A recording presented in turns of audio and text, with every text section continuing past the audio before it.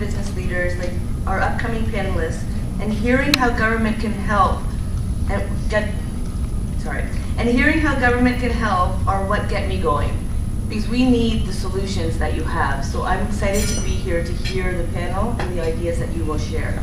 In a few minutes, we will be discussing the role of women in growing the economy through entrepreneurship.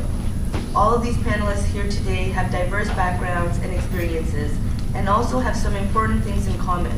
They are accomplished businesswomen and are inspirational leaders. They are business leaders that happen to be women.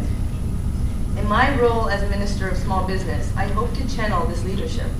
En tant que ministre de la petite entreprise, je veux mettre à profit the leadership des femmes entrepreneurs.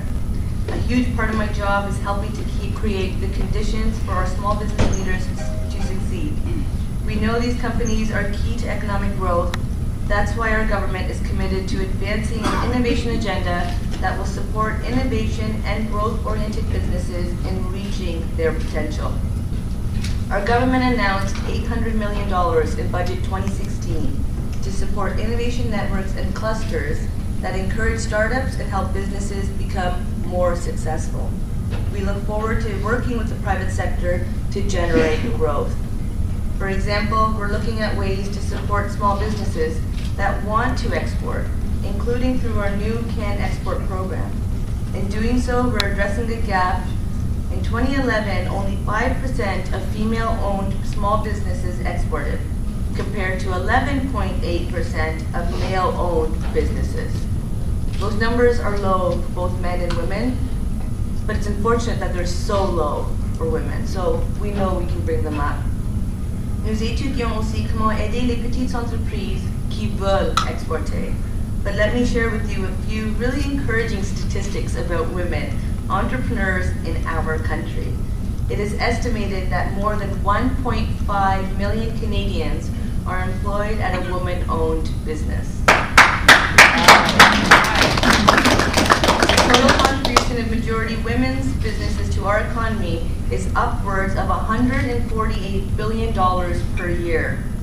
And each year, more and more women are choosing self-employment.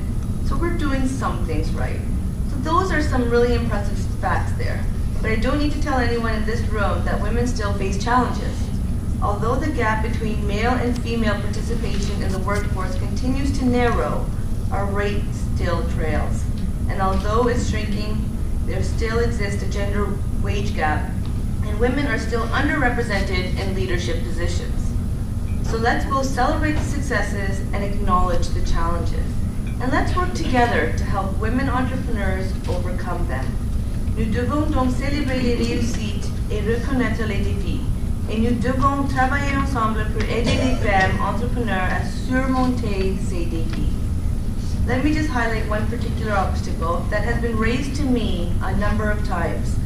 It's a lack of financial literacy as a barrier to SME growth. This comes up time and time again. Why don't we teach financial literacy to our high school students? Why isn't this part of a curriculum, just like biology and art class? Boys and girls need this information to succeed in the business world. I also think the same about entrepreneurial skills. Why not teach it when they're young? Those are skills you can learn and gain and benefit from in any profession. Financial literacy helps business people feel confident in the decisions they make and particularly in the risks they take. And I've also heard time and time again that taking personal financial risk is more challenging for women. As leaders in the community, I encourage you to promote the importance of financial literacy, especially to our young women, who will form the next generation of business leaders. It may sound simple, and actually it is. So let's do it. Vous êtes des leaders dans vos communautés. Je vous invite à promouvoir l'éducation financière, surtout chez les filles. Elles seront la prochaine génération de femmes d'affaires. Cela peut sembler simple, et la vérité est qu'il est. Donc, on doit le faire. I'm glad the Hill Times chose to focus on the topic of financial literacy for today's event. Thank you so much. We were going to apply for that?